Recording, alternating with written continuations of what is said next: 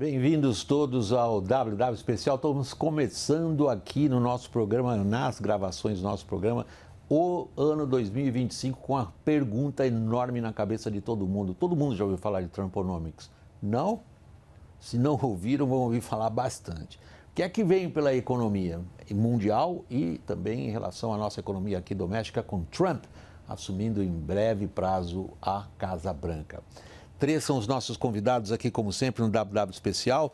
Eu começo a apresentação deles e meu agradecimento, em primeiro lugar, a Roberto Azevedo. Ele está na Flórida, ex-diretor-geral da Organização Mundial do Comércio, a OMC, liderou lá por 7 anos. Roberto foi também chefe do Departamento Econômico, subsecretário-geral de Assuntos Econômicos do Ministério das Relações Exteriores do Itamaraty. Atualmente é presidente global de operações da Ambipar. Roberto, obrigado pela disposição de estar aqui na nossa roda. Agradeço aqui no estúdio a Solange Suor. Solange, muito obrigado também, igualmente, por ter tido tempo de vir aqui conosco. A Solange é diretora de macroeconomia para o Brasil do UBS Global Wealth Management, foi professora do Departamento de Economia da PUC do Rio de Janeiro.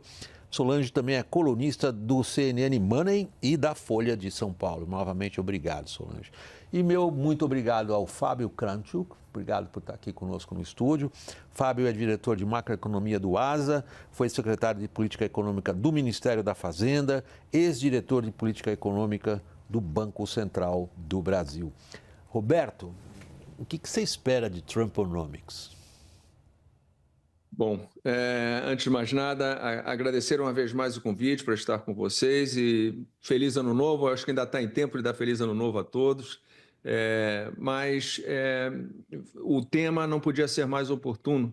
Acho que o mundo vai viver muitas coisas diferentes com o Trumponomics. Eu acho que tem continuismos e tem mudanças, né? Vamos começar pelas mudanças.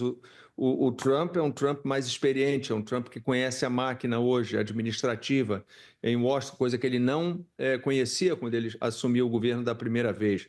Ele está mais consolidado como líder do partido, ele é mais respeitado pelo sistema e, como consequência de tudo isso, ele vai ser mais eficaz. Ele tem uma equipe leal, uma equipe alinhada com os pensamentos dele, nem sempre isso aconteceu no primeiro mandato, e, sobretudo, na área econômica, é uma equipe com alguma experiência, capaz, e uma equipe que ele ouve também.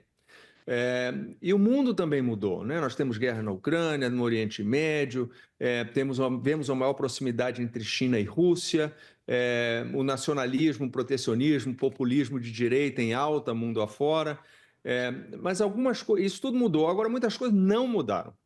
As coisas que não mudaram, principalmente, são algumas das convicções centrais do Trump. A primeira delas é a China como um inimigo estratégico, né? Isso é muito claro, tanto do ponto de vista militar, quanto do ponto de vista econômico e político, né? Outra coisa que não mudou é a percepção do Donald Trump que as tarifas podem ser um instrumento muito útil, tanto de reforma econômica, né, protegendo e viabilizando investimentos para a indústria americana, mas também como pressão política. Não tem necessariamente nada a ver com objetivos econômicos, que é o que está acontecendo, por exemplo, com o México e Canadá, que ele está fazendo essa pressão toda. Ele se deu conta que os Estados Unidos importam, ele se deu conta não, ele sabe perfeitamente, os Estados Unidos importam cerca de 3 trilhões de dólares em bens ao longo do bens e serviços em um ano. Isso é o GDP da França, é o PIB da França. E ele vai usar esse poder econômico que ele tem na área comercial para extrair resultados, não apenas na área econômica, mas na área política também. Outra convicção dele é de que o tecido social norte-americano se enfraquece com o imigrante não qualificado. Essa é outra convicção dele. E isso terá impacto econômico também. Outra preocupação dele é de que as políticas ambientais, climáticas, a preocupação com o meio ambiente não se sobrepõem às metas de crescimento e desenvolvimento econômico dos Estados Unidos, né? E, finalmente, a percepção dele de que o uso do poder que pode favorecer a obtenção de resultados transacionais mais rápidos, né? Ora, e aí, para concluir, William, o que a gente pode depreender disso tudo? A primeira coisa é que ele vai fazer. Ele está dizendo que vai fazer essas coisas, ele vai fazer. Vai depender muito de como que os parceiros vão reagir. A segunda coisa é que as metas econômicas e estratégicas se mesclam muito com o uso das tarifas, né? O que fica mais difícil da gente mensurar o impacto econômico, porque não é uma meta econômica que você mensura, você tem um indicador. Muito disso vai depender da reação dos parceiros. E, finalmente, o tradicional, com o presidente Donald Trump, idas e vindas. Ele vai fazer coisas, vai tomar decisões que são impulsivas e vai voltar atrás quando não der certo. Se o mercado reagir errado, ele fica de olho em Wall Street o tempo inteiro. E ele vai ouvir também a equipe dele, que, como eu disse, tem pessoas mais competentes. Então, esse é um pouco o pano de fundo, eu acho, para o Trumponomics 2.0. Às vezes, quando a gente ouve, eu vou brincar um pouco, fazer um pouco de ironia nas entrelinhas do que você disse, Roberto. Eu não sei se eu me atiro do abismo ou se eu acho que eu vou para o paraíso, depois do que eu ouvi você dizer. Porque aquilo que você descreve como coisas que não mudaram são convicções tão imbuídas dentro do Trump, e uma das centrais, as quais que você sublinhou, é que ele acha que o uso da força leva a ele conseguir o que ele quer. E ele tem a disposição, como você disse, de fazer isso, empregar a força. E no final da sua intervenção, você colocou que hoje é um clássico na análise política, que é o fator geopolítico preponderando sobre as considerações comerciais e econômicas. Aí eu venho para você, Solange. A gente pula para o abismo ou nós estamos indo para o paraíso? Difícil, né, começar com essa pergunta. Primeiro, agradecer de novo a presença aqui no programa, é sempre uma honra. Eu acho que, no final, primeiro que a gente vai ter muita volatilidade com o Trump, eu acho que uma imprevisibilidade digna, né, da figura dele, ainda mais com agora uma força política do Congresso também, né, que foi surpreendentemente republicano nessas eleições. Ou seja, ele tem a força. Tem a força. Agora, o que vai ser... Na minha cabeça, eu acho que o Trump ele vai governar olhando muito a economia americana, sim. Né? Eu acho que importa muito para ele, nas suas conexões com o mercado financeiro e em grandes empresários, que a economia cresça e cresça bem. Então, junto com essa pauta de tarifas, que a gente sabe que o impacto vai ser alguma inflação, com certeza. A inflação come poder aquisitivo, pode impactar consumo. De outro lado, ele propõe uma grande desregulamentação na economia americana, que hoje é vista como um possível choque de produtividade para além da inteligência artificial. Então, você tem uma economia americana que já está crescendo muito acima do resto do mundo e a tendência é acentuar, principalmente em relação à China e à Europa. Então, acho que para a economia americana, essa desregulamentação pode, de alguma forma, contrabalancear o impacto negativo, né, que eventualmente as tarifas possam ter. Né? Eu digo eventualmente porque acredito que você vai ter uma apreciação do dólar, já está tendo e vai continuar tendo, que também contrabalanceia um pouco esse aumento de inflação. E, no fundo, acaba acontecendo o contrário do que ele quer.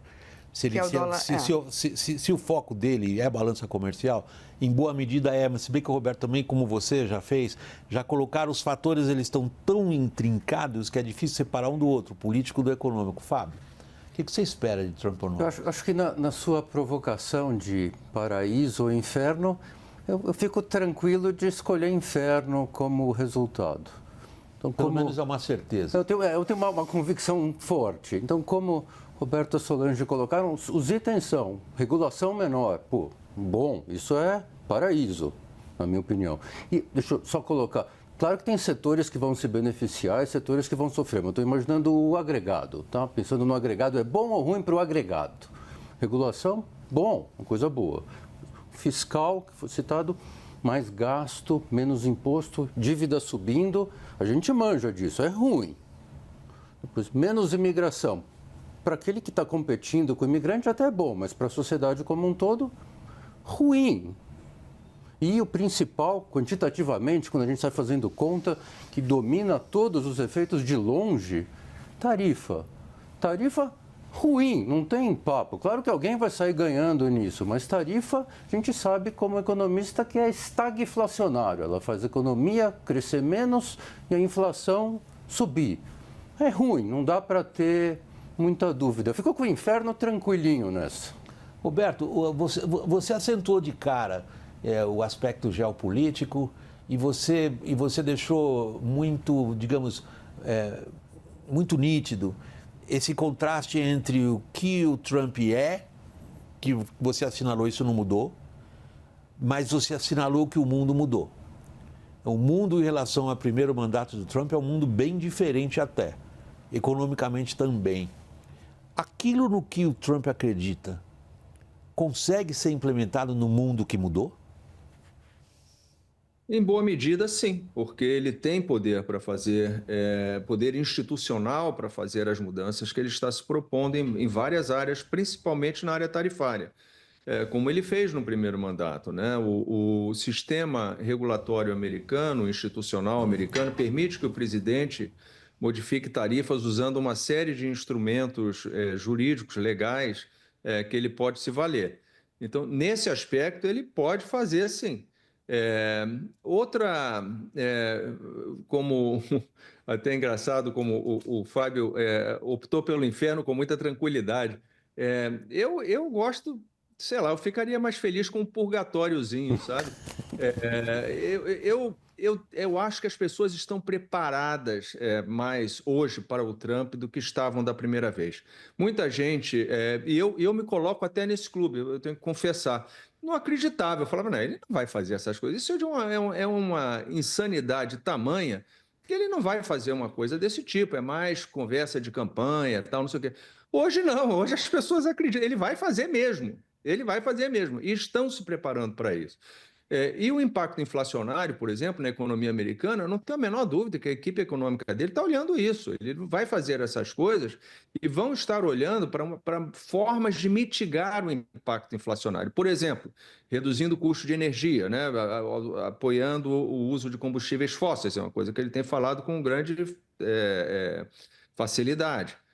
Por exemplo, aumentando os incentivos fiscais para empresas que possam ser afetadas, dando créditos, por exemplo, na compra de produtos que possam ser afetados pelos impactos tarifários. Ou seja, as pessoas estão se preparando um pouco para esse novo cenário, dentro do possível, dentro dessa imprevisibilidade toda que nós temos diante de nós. Mas ele tem capacidade de fazer muita coisa, porque, enfim, o sistema jurídico legal norte-americano permite que isso aconteça em várias dessas áreas. Esse é um desafio intelectual para todo economista, Solange, isso que o Roberto acabou de dizer.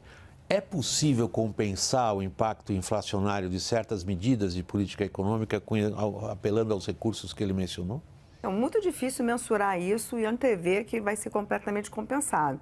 Mas o que a equipe econômica está dizendo é que desregulamentação, imposto baixo, vai tornar a indústria americana mais competitiva e isso vai ajudar na inflação. E a imigração é um ponto importante, porque a imigração tem ajudado muito a conter salários, né, principalmente das classes menos educadas. Aí eu acho difícil você ter uma compensação. Agora, do ponto de vista de isso vai ser ruim para a economia americana, eu acho que ela vai ser muito mais um inferno para o resto do mundo do que para a economia americana. Porque ainda que a inflação americana suba, com a economia crescendo, né, com aumento de produtividade, é uma questão que é negativa, a inflação, mas a sociedade consegue conviver por um tempo. Vai ser muito pior para o resto do mundo, onde o resto do mundo vai ter um dólar mais forte para competir, vai ter uma taxa de juros americana mais alta, né, e uma competitividade muito menor.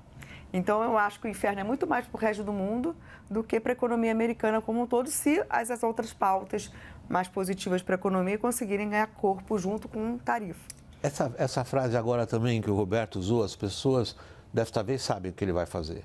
Dessa vez estão preparadas para ele. Vamos, em vez de pessoas, usar países. Vamos usar a China no lugar disso. A China, que tem um pensamento estratégico de longo alcance, há muito tempo calcula o que acontece quando a potência que ela está desafiando os Estados Unidos, por exemplo, se engaja numa estratégia de sufoco tecnológico. Isso vem sendo feito nos Estados Unidos há muito tempo, o uso de instrumentos financeiros e, particularmente, o uso de todo tipo de ferramenta para tentar impedir que a China ganhe dos Estados Unidos. Tem um perigo enorme nisso, que na área nuclear, mas não é um assunto aqui nosso hoje. Mas, por exemplo, na área de semicondutores. Em que medida a China está, na verdade, pronta para enfrentar o Trump e o Trump está lutando a guerra de ontem?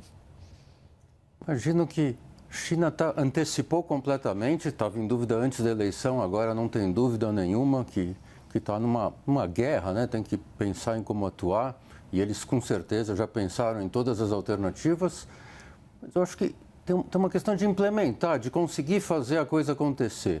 A gente pensa, por que a China, por exemplo, não dá um subsídio do governo, que eles dão para todo mundo, para construir uma fábrica nos Estados Unidos e contratar funcionários americanos e daí fica um amigo do Trump e resolve essa coisa e politicamente é barato, mas o relacionamento está tão ruim que a gente não sabe o que vai dar. Então todo mundo está preparado, está pensando em alternativas. Alternativas há, mas a dúvida é brutal se o Trump, com esse estilo dele, ele está só querendo incomodar, ele vai fazer mesmo, a gente vai conseguir conversar com ele ou não dá para conversar, e pode ir para um caminho de tarifas muito maiores ou o seu ponto de problema de semicondutores, de cada um ter que fazer separado e um tentando ferrar o outro, o que acaba sendo ruim para todo mundo. Roberto, eu queria usar um pouco da sua experiência. Você teve a testa de um dos organismos símbolo do fim da Segunda Guerra Mundial, Bretton Woods, das instituições multilaterais, que foi a Organização Mundial do Comércio, e nós estamos diante agora do mundo no qual essa possibilidade de se atuar em torno de regras que todos respeitem e admirem está praticamente eliminada. Mas para não cortar o seu raciocínio, eu vou para o intervalo e a gente retoma o programa daqui um instantinho com você respondendo.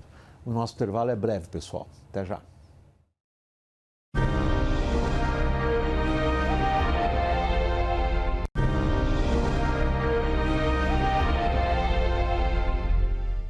WW especial, voltando do intervalo, dedicados hoje estamos a Trumponomics. Roberto Azevedo, parece ser uma coisa do passado, o regime multilateral em que todos acreditavam, ou pelo menos diziam acreditar nas mesmas regras. Ao contrário, o Trump é o fortão, ele acha que pode se impor porque é fortão. Trumponomics vai causar o que nesse cenário?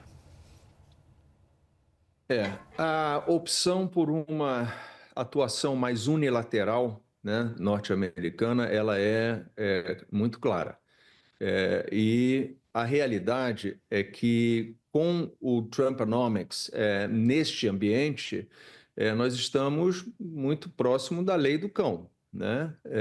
Ou seja, vence o mais forte, ou cada um procurará fazer valer a sua vontade, defender as suas indústrias, os seus empregos, de maneiras completamente independentes de um organismo ou de um conjunto de regras supranacionais ou internacionais. E esse é um ambiente muito pouco favorável a investimentos e a crescimento econômico por causa da imprevisibilidade. Se tem uma coisa que o investidor detesta é a imprevisibilidade. Por outro lado, William, voltando um pouco ao que a gente estava falando há pouco, as pessoas estão preparadas um pouco para viver nesse mundo, não gostando de viver nesse mundo, mas estão se preparando para viver nesse mundo. Então, por exemplo, eu estive na China agora no ano passado, da segunda metade de outubro, se eu não me engano. Portanto, antes das eleições, e estava conversando com várias autoridades chinesas, inclusive no Ministério do Comércio, e nessas conversas ficou muito claro para mim que os chineses estão pensando em todos os cenários de guerra, né, comercial, econômica, que você possa imaginar. Eles, por exemplo, já têm muito claro que a China não tem uma vida fácil se apresentando como a fábrica do mundo, né? Porque é muito fácil. Os Estados Unidos até forçará os países, os aliados deles, ocidentais, a impor tarifas, a não importar produtos chineses e boicotar a China de uma forma ou de outra. Então, a China já se deu conta que ela tem que diversificar o maquinário, a geografia de produção dela. Inclusive, curiosamente, uma coisa que me surpreendeu, e eu falei com eles, mas vocês têm certeza que esse é o bom caminho? Investindo muito no México, por exemplo, achando que investindo no México eles têm a plataforma para entrar via o antigo NAFTA, né, o acordo comercial entre Estados Unidos, México e Canadá, entrar no mercado americano com mais facilidade. E o Trump já está atrás disso, né? Trump já está atrás disso e já começou a ameaçar impor tarifas no México, a não ser que o México controle a produção de produtos chineses ou de importação de componentes chineses nos produtos que vão terminar, em última instância, entrando nos Estados Unidos, né? Então, essa diversificação, essa maior flexibilidade nas cadeias internacionais de valor, isso é um mundo que está chegando para ficar. A gente está saindo do just in time, lembra que é aquela história de que não vou mais ter estoque, né? Eu não preciso mais ter estoque, eu apresento, eu coloco a produção quando for necessário. Para o just in case, né? Quer dizer, na hipótese de haver uma estrutura, uma ruptura de comércio, alguma coisa assim, eu estou pronto com uma cadeia de produção e de comercialização mais internacionalmente diversificada. Eu não sei, você usou a palavra flexibilidade das cadeias e imediatamente eu achei que você ia usar a palavra disrupção. Você usou a palavra flexibilidade, talvez um pouco mais suave no cenário. E você, Solange? Porque a descrição que o Roberto faz é de uma transformação tão profunda no que até agora a gente viu, do just in time para o just in case, que faz a gente pensar, e isso que consequências traz quando se olha para a economia mundial? Eu acho que a consequência é que a gente vai sair daquela... Já saímos, né, desde a pandemia, daquela era de globalização, né, em que o mundo conviveu com uma inflação muito baixa e com um crescimento ok. Né? Porque a globalização, as cadeias de produtividade estarem interligadas, você conseguir comprar do melhor fornecedor, é bem diferente do mundo onde você vai ter o nearshoring, o friendshoring, estratégias geopolíticas atuando na economia. Então, é menos eficiente, com certeza. Isso vai trazer um cenário de maior inflação, né, para o mundo inteiro. Né? Isso sem considerar que as tarifas, uma coisa que a gente não falou ainda, podem gerar uma guerra cambial, porque um dos instrumentos para a China e outros países conseguirem se manter competitivos é a depreciação de câmbio. Trump sempre acusou eles disso. Isso, e é uma coisa que é bastante esperada. Então, um mundo mais inflacionário e de menos crescimento, porque com certeza essa flexibilização das cadeias produtivas não vai ser tão eficiente quanto total liberdade de cadeias produtivas anteriores. Então, eu acho que é isso, vai ser muito provavelmente o que a gente vai esperar, um juro real de equilíbrio maior no mundo. Chegamos ao ponto nevrálgico, de certa medida, de que a gente não evitou não, mas estamos caindo nele agora. Política monetária americana. Como é que ela vai bater? Acho que já começou, acho interessante que já começou. Então, Trump ganhou e a gente fala, será que eles vão reagir, já que tem essa ameaça de tarifas? E essa semana eles já botaram no papel, eles colocaram na ata da última reunião do comitê deles, parte dos membros colocou já uma hipótese provisória de que vai haver coisas em tarifas e imigração, eles citam, e com isso eu não posso reduzir os juros como eu estava antes planejando. Então, a coisa já veio, então já mudou a política monetária americana, já não sabe o que vai vir, mas tem uma probabilidade de vir coisa pior. Não posso cortar tantos juros. Vai bater já na gente, já está batendo, já o jogo começou. Por enquanto é um jogo de valor esperado. Eu acho que ele tanto ameaça, mas vai fazer só um pouco. Se ele fizer metade do que ele falou, daí é muito pior do que o que está aí nos preços. Roberto, você logo no começo do programa se referiu à equipe econômica do Trump e dizendo ela tem alguns nomes importantes, mas com pensamentos divergentes. Se a gente olha os impactos da política comercial na política monetária, esse ponto que o Fábio acabou de levantar, nós já estamos diante dessas consequências. Como é que a equipe econômica do Trump você antecipa que vá se comportar? Eu cito um exemplo recente também. Na questão da imigração já há um racha entre quem considera que a imigração é importante, e a Solange acentuou isso também do ponto de vista social, ela traz um ganho de produtividade a uma sociedade, e quem diga não, isso corrói o tecido social. Essa briga já está dentro dos principais conselheiros. Como é que você antecipa essa queda de braço? Acho que haverá uma priorização das metas. Por exemplo, não me resta a menor dúvida de que o Trump vai tentar fazer essa deportação em massa, né, dos imigrantes ilegais. Hoje estima-se que sejam entre 20 e 30 milhões de imigrantes nessa situação nos Estados Unidos. Ele não vai conseguir botar todo mundo para fora. Mas no primeiro ano ele já vai conseguir tirar, sei lá, se um esforço concentrado, tirar 1 milhão de imigrantes, alguma coisa assim, e isso vai aumentando ao longo do período dele. Não vai ser uma coisa imediata, e haverá, como acontece sempre nos Estados Unidos, os contra-choques, né? Eu mesmo trabalhei no meio corporativo durante um período depois que saí da OMC, e o meio corporativo é muito preocupado com o aumento do custo de produção e efeitos inflacionários, com a escassez de mão de obra menos qualificada, né, nos Estados Unidos. Tudo isso, William, para dizer que essa equipe ela não está alheia aos possíveis impactos negativos do que vai acontecer. Isso que o Fábio falou é verdade, já está se falando hoje de taxas de juros, já dos 3 cortes que se imaginava que aconteceriam no ano que vem, já estão falando talvez um, né? E por aí vai, quer dizer, as pessoas vão se preparando para esse novo cenário. Agora, a prioridade dele qual é? Proteção da indústria americana. Criar empregos dentro dos Estados Unidos. Imigração tem que ser contida. E a China tem que ser desacelerada, né? Nós temos que fazer, na medida do possível, o decoupling, né? O desacoplamento da economia americana e da economia ocidental, na expectativa deles, da economia chinesa. Pouco a pouco, eu acho que esses são os objetivos centrais e vão tentar ir ajustando aonde der para mitigar os efeitos negativos dessas metas centrais dele. Solange, eu estou indo para o intervalo, eu acho que está na hora da gente puxar Transonomics para o Brasil, concordam? Vamos pegar, nós fizemos 2 segmentos do programa dedicados a aspectos mais abrangentes, mas eu tenho a sensação que quem nos acompanha está bom, e para nós. Então a gente retoma o programa depois do intervalo e para nós. É rápido, pessoal, até já.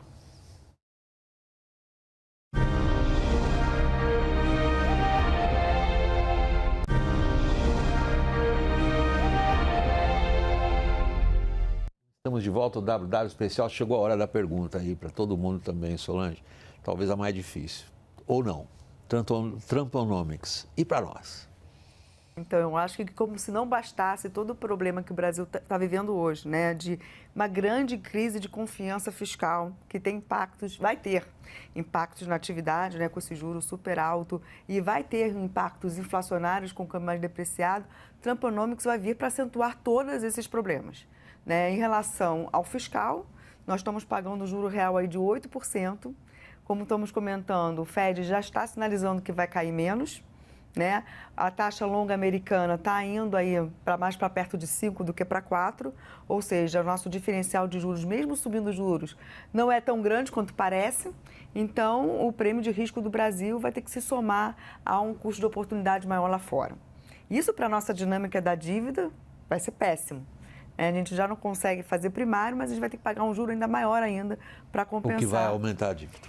E do outro lado, você tem um dólar forte, né? Uma economia que vai ter um juro mais alto nos Estados Unidos, tarifas traz dólar forte, toda a questão fiscal que o Fábio colocou aqui, americano, vai trazer uma taxa de juros longa americana mais forte.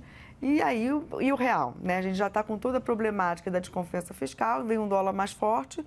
A inflação no Brasil, na minha opinião, vai tender a acelerar bastante.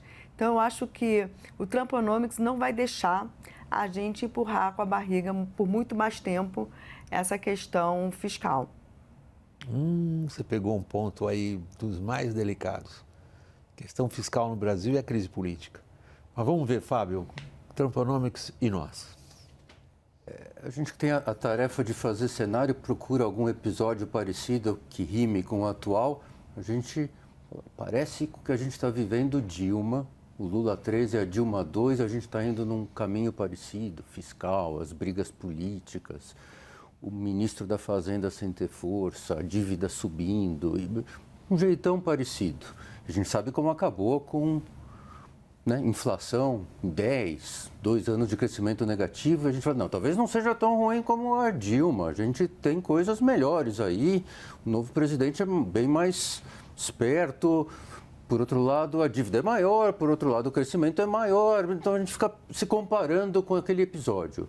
E daí chega o Trumponomics, como fala, agora está bem pior a situação externa do que estava com a Dilma. Aí não dá para ter muita dúvida. Então é isso que se coloca para a gente. Quando a gente pensa em cenário, compara com a Dilma. O internacional, a gente sabe, como a Solange colocou, é juros maior, é risco inflacionário, essa transferência de aperto financeiro pelo mundo. E o lado de comércio, até que a gente podia falar, não, a gente está meio longe, a gente não é China e México, não tenho nada a ver, pode ser que eu até se beneficie com os outros brigando, eu fico no... Mas não, o jogo do financeiro, do juro maior americano domina e a gente, sempre que aconteceu isso, foi para um equilíbrio mais difícil, uma vida mais dura para a gente. Isso daí é uma grande provocação intelectual também, Roberto. A gente, quando olha para a posição do Brasil ou para a nossa recente balança comercial, sente, digamos, um certo conforto. E diz assim, num mundo de grandes tensões geopolíticas, o Brasil é um ator importante por ser uma superpotência na produção de alimentos. Logo, eu tenho um lugar nesse mundo que me favorece. Não falamos mais, né, de transição energética, porque o Trump é algo que ele não vai dar a menor força, então essa vantagem específica do Brasil talvez fique um pouquinho para trás.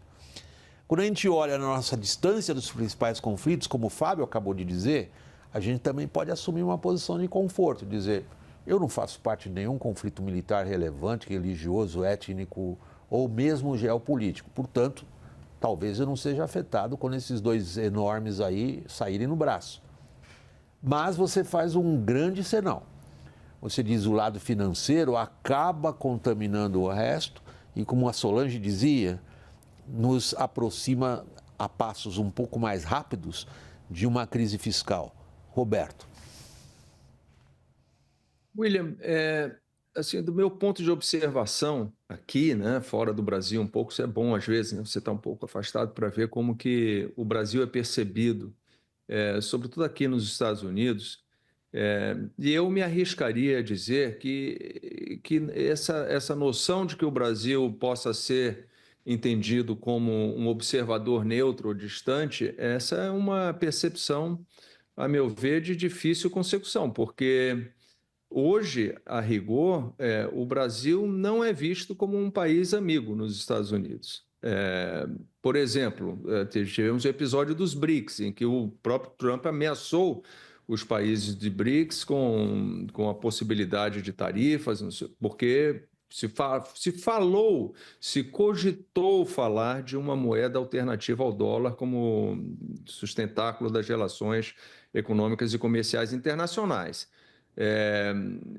Eu não vejo um ambiente favorável, vamos dizer assim, do ponto de vista americano. Agora, o próprio Trump falou, já citou o Brasil como sendo um país muito fechado, que tem tarifas muito altas, e mais de uma vez ele falou em reciprocidade.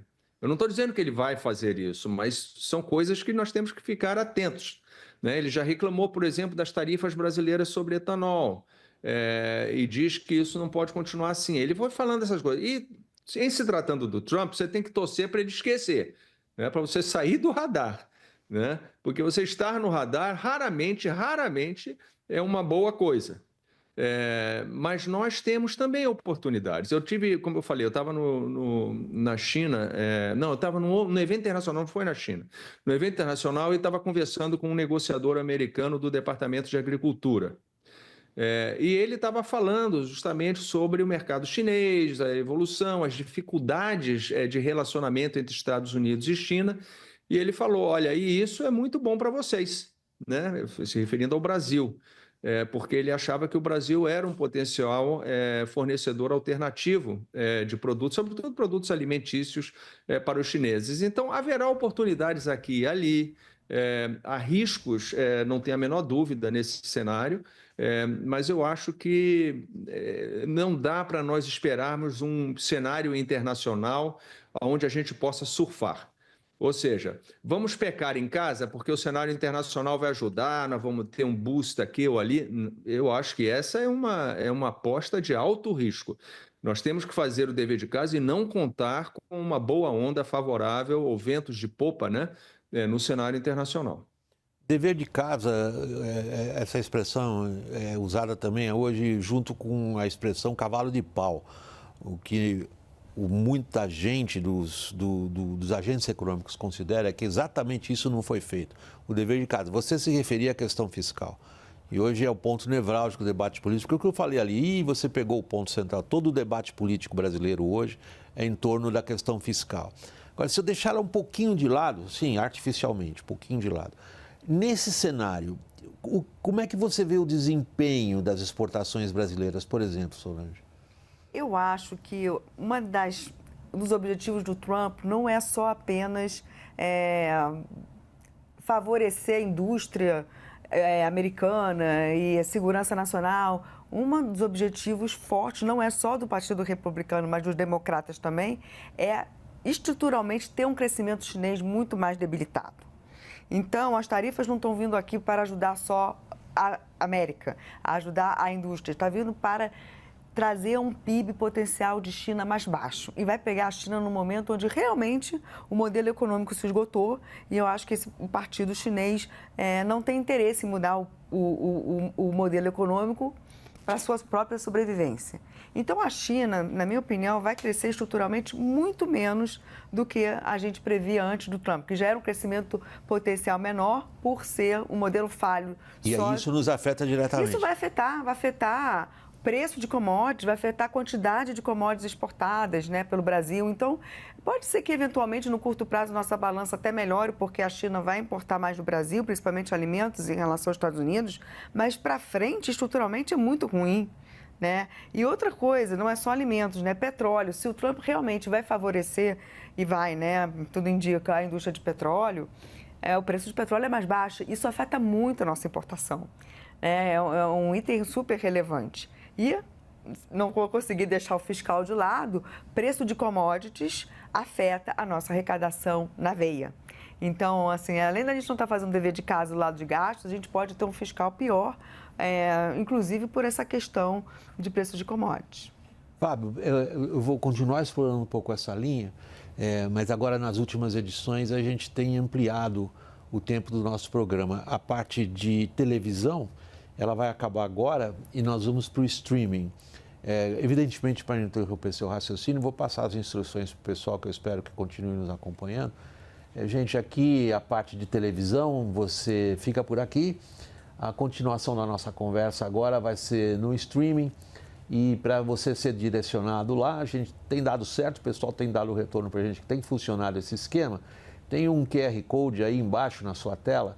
Você aponta o seu celular para esse QR Code e você vai ser direcionado para a playlist WW no YouTube. Aí é o seguinte, só precisa clicar no vídeo com o mesmo título da tarja que está aqui embaixo.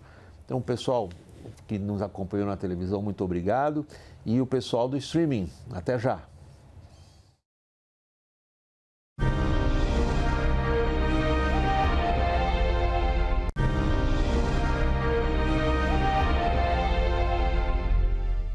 WW voltando. Fábio, é bastante complexo o cenário que se desenha para nós, não só em função do Trumponomics, mas em função das nossas, digamos, deficiências. A mais clara essa é a da chamada dever de casa não cumprido da política fiscal.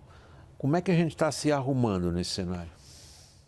Não está se arrumando. Então, não consigo ver nenhuma ideia, nenhum direcionamento claro de consertar o fiscal que está num caminho explosivo.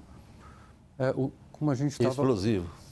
Explosivo, né? Dívida explosiva. Então, não está em um equilíbrio estável, está um mundo explosivo, sem conserto, dívida crescendo de forma muito rápida e algo tem que ser feito. Então, por enquanto, a gente não está vendo nenhuma mudança, não está se preparando para isso daí. E o Trumponomics puxa essa necessidade um pouco para cima.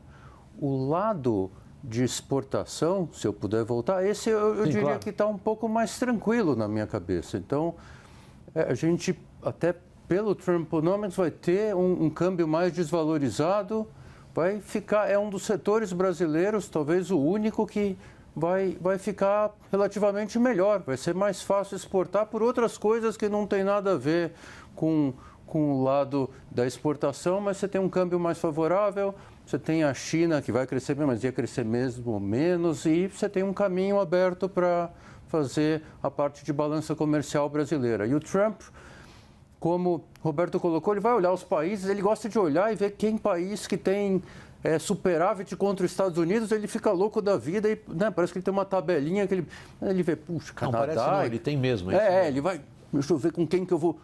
Canadá é grande, México, China, Europa. Daí o Brasil é tão pequenininho ali que talvez passe desapercebido. Roberto, nessa referência que a gente faz a esse jogo, a essa relação entre a segurança como palavra essencial no comportamento dos grandes países, se refletindo nas suas decisões de política econômica. Você mesmo mencionou a questão dos BRICS, que foram levados pela China a ingressar no eixo que desafia a ordem internacional até aqui vigente. E o Brasil tem, digamos, vai ser o presidente da reunião de cúpula dos BRICS este ano, 2025. O que Trumponomics traz? Você já passou por essa questão. Qual é o perigo, eu vou colocar um pouquinho de pimenta aí, para o Brasil de fazer parte dos BRICS nesse cenário? Ou, ao contrário, é um benefício? Personificando um pouquinho essa questão, William, e pensando em Trump, né? Ele é uma pessoa de ódios e amores, né? É difícil uma pessoa que ele é neutro, né? Ou ele adora, né? Ou ele detesta, odeia. E esse é um cenário de alto risco, eu acho, para o Brasil, pela própria conexão com os BRICS, né? Tendo visto como o Sul global, né? Que hoje nos Estados Unidos é entendido como antagônico aos Estados Unidos. Não é visto como um broker, como um mediador, né? Entre China e Estados Unidos, não, é tido como um bloco antagônico, pela própria composição dos países que está ali na sua maioria. Então, eu acho que é muito improvável que você veja medidas adotadas pelo governo americano, pelo Trump, pela equipe econômica do Trump, que sejam favoráveis ao Brasil, por achar que o Brasil faz parte do círculo de amigos, dos friends, do mundo ocidental, tradicional, alinhado ao ideário norte-americano. E tampouco somos vistos hoje como neutros, né? Não é assim. A tendência, certo ou errado, eu não estou dizendo que eles estão certos nessa percepção, mas essa é a percepção. Eu estou aqui, eu vejo, eu falo com as pessoas o tempo inteiro e a percepção é de que o Brasil hoje está mais do lado de lá do que do lado de cá. Está mais para eles do que para nós, né? E isso traz desafios importantes para não só a política externa brasileira, mas para a economia brasileira e para os investidores no Brasil e brasileiros, né?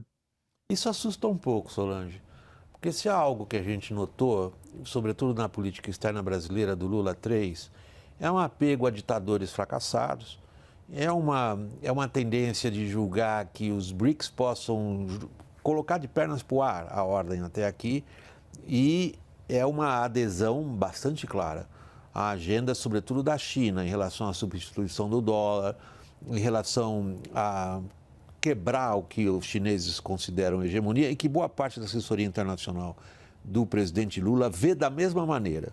Vê os BRICS como o bloco antagônico, o bloco capaz de trazer, na visão deles, justiça para a ordem internacional. Até aqui prevaleceram os ricos do norte, agora chegou a vez nós, os pobres do sul.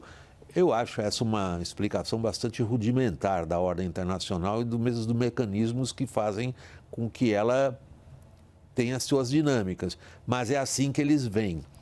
Isso vai trazer agora consequências econômicas? Vai trazer, com certeza, porque a gente está vivendo um problema de financiamento. O problema fiscal é um problema doméstico, essencialmente porque quem financia a dívida doméstica somos nós, brasileiros. Mas se você tem um apetite de risco menor para o Brasil, né, você vai ter menos fluxo de capitais, então a nossa taxa de juros vai ser mais alta, o nosso câmbio vai ser mais depreciado e o nosso conta corrente, né, que não envolve só a balança comercial, está se deteriorando de uma maneira mais rápida. Então, sem o fluxo de capital que ajuda, né, sem o investimento direto forte que possa vir para o Brasil, eu acho que ele não pode vir só de China, né, ele pode vir de China, mas não dá para ser somente China, a gente vai começar a ter o problema de financiamento, né, de conta corrente. Pode ter um problema de financiamento. Parece até que sou estranho, porque o Brasil tem tanta reserva, a gente não tinha problema externo por muito tempo, mas agora a gente tem um problema duplo. A gente tem um problema fiscal e tem um déficit de conta corrente piorando de uma maneira muito rápida e possivelmente vai ter um Banco Central mais intervencionista no câmbio. Então, o meu medo é que esse posicionamento externo... Ou seja, queimando reserva. Queimando reserva, você possa ter, né, um duplo problema agora, é o fiscal e o conta corrente. Aí as consequências são muito piores. É um risco, não acho que seja um cenário tão fácil assim, tão dado que o Brasil vai ter um problema de financiamento externo, mas pode acontecer, dependendo do nosso posicionamento. Solange, me dá umas memórias muito chatas da meu começo de carreira cobrindo os encontros do Mermaid Theatre entre os credores da dívida externa brasileira lá atrás, nos anos 80. Eu pensava que não ia ter mais que ver isso na vida. Mas você está colocando um fantasma do passado aqui na sala, um esqueleto saindo de novo do armário de conta corrente. O problema não é mais a dívida externa do governo, mas é a dívida externa privada, que hoje é muito mais alta. Né? Então, a gente precisaria até de um nível de reservas maior para ter o mesmo conforto que a gente tinha no passado. Infelizmente, esse é um risco. Fábio. Eu vejo como uma possibilidade, um risco, mas muito... Deixa eu colocar, então, ser um pouco mais específico. Como é que o investidor externo está vendo o Brasil? Eu diria que atualmente eles olham para o Brasil, eles foram tão mal no último ano, perderam tanto dinheiro no Brasil que estão super retraídos. Eles olham, não gostam da história doméstica, mas eles imaginam que tem sempre um preço que pode ser tão baixo que vale a pena comprar. Vai ser, então, com dólar forte. Isso, eu acho que eles têm pensado dessa forma. Alguma hora vai ficar tão barato esse Brasil que eu vou lá e compro. Então, eu tenho que saber mais ou menos o que está acontecendo ali. Mas eu deixo de me preocupar com a questão de conta corrente, exatamente porque eu vejo, o real vai depreciando, o dólar vai ficando forte e esse pedaço não tem um problema porque tem um outro muito maior acontecendo. Então, o problema é de inflação e a questão de dívida externa e conta corrente, eu acho que é um risco remoto. Né? A questão de estar no sul global, de o presidente ficar cutucando, tem um risco do Trump virar metralhadora para a gente. Não precisaria, mas não tem, vai ver, está sem lugar para atirar, ele resolve atirar na gente e a gente dança essa também. Mas uma possibilidade remota na minha cabeça. Daí da sua posição aí nos Estados Unidos, como que você define a postura do investidor estrangeiro em relação ao Brasil, Roberto? Acho que hoje o investidor estrangeiro olha mais para os fundamentos da economia brasileira do que para o lado político, propriamente dito, né? Apesar de tudo, de toda essa visão política não muito amistosa, né, com relação ao Brasil, eu acho que esse não é um dos fatores principais no processo de decisão do investidor estrangeiro.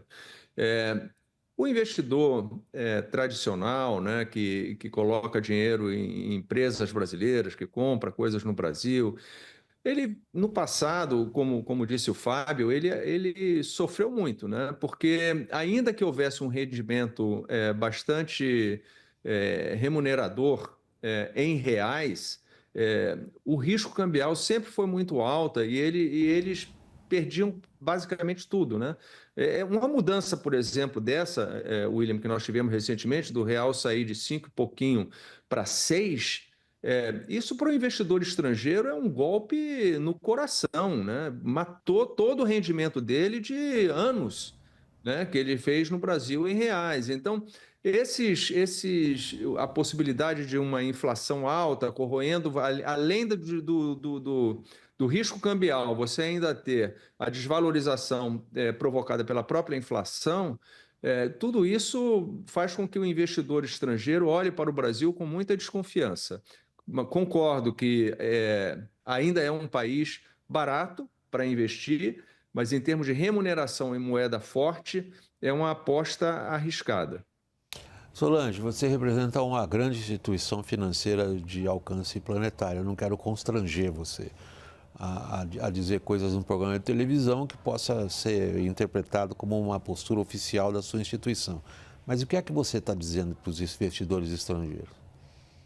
Eu acho que, como o Fábio disse, é importante acompanhar, né? Mas hoje, infelizmente, o custo de oportunidade de investir no Brasil é absurdo, né? Você tem uma renda fixa lá fora que paga muito, né? Uma possibilidade da economia americana ficar crescendo cada vez mais do que o resto do mundo. Então, o que a gente recomenda é diversificar cada vez mais, porque hoje as oportunidades lá fora estão muito positivas. E aqui, por mais que a gente pague um juro real muito alto, existe uma incerteza muito grande de quando que a gente vai conseguir sair da insustentabilidade que o Fábio colocou. Porque quando você está num ambiente que a gente não consegue ter nenhuma previsibilidade de estabilização de dívida, ninguém sabe onde esse juro vai parar, onde essa inflação vai parar, fica muito difícil ficar preso ao que aparentemente é um rendimento alto. Então, eu acho que a gente realmente, por acompanhar o globo como um todo, vê uma tendência cada vez mais, e já está acontecendo, do brasileiro diversificar.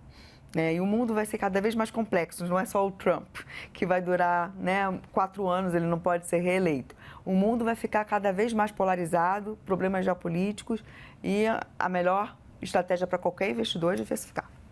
Fábio. A gente concorda em geral com eles, fala, tá ruim mesmo e vai ficar barato, e a gente está olhando em todos os detalhes, imaginando que alguma hora o governo vai reagir. Então, continua com esse otimismo, não do momento atual. O momento atual está tudo errado mesmo, a gente está num momento explosivo, que a gente imagina que vai desvalorizar mais, vai subir mais e a bolsa vai ficar mais barata, né? Mas alguma hora a esperança é que tenha uma reação, como teve no caso da Dilma. Não sei o formato que vai ser a reação agora, se o presidente vai mudar, não tenho a menor ideia, mas o normal do Brasil é quando está quase pulando no vulcão, ele dá um passo para trás. Não, e daí reverte. Então, esse é o momento de virar todos os investimentos para o outro lado. Os gringos, os estrangeiros que estão fora já vão entrar nesse momento. Quando a coisa mudar, tiver algum sinal de verdade que houve uma preocupação de reverter a questão fiscal, aí todo mundo pula dentro de novo. Está todo mundo pronto para isso. Para amarrar então nisso, amarrar na questão doméstica, Roberto, é isso que vai definir o papel do Brasil, se a gente acerta ou não a questão fiscal?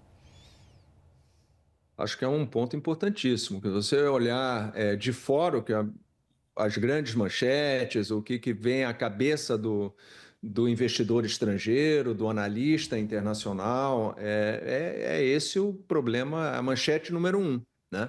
E é difícil escapar disso, quer dizer, não dá para varrer isso para debaixo do tapete. Está todo mundo olhando, as pessoas estão conscientes das possibilidades, maquiagens nos números, uma coisinha ou outra que se faz para maquiar a contabilidade do déficit, mas para o investidor e para o analista internacional, isso não será escamoteado. Ele vai apontar isso. Olha, isso aqui tudo é frágil, porque tem algumas traquinagens que estão sendo feitas aqui para esconder a realidade dos números. Eu acho que esse dever de casa nós vamos ter que enfrentar. Nós vamos ter que fazer, porque não tem solução fácil internamente. E não, como eu disse antes, não dá para esperar que o cenário internacional vai ser favorável a um crescimento econômico de tal magnitude que possa compensar o déficit fiscal crescente. Roberto, começando por você, Roberto Azevedo, ex-diretor-geral da OMC, muito obrigado pela disposição de fazer parte do programa. Meu agradecimento. Aqui no estúdio em São Paulo, na Avenida Paulista, Solange Strua, ela é a diretora de macroeconomia do UBS Global Wealth Management. Solange, muito obrigado igualmente por ter feito parte do programa. Ao Fábio Kranchuk, meu agradecimento também. O Fábio é o diretor de macroeconomia do ASA. Muito obrigado, Fábio. Meu agradecimento especial é a você que nos acompanha, pessoal. Até a próxima.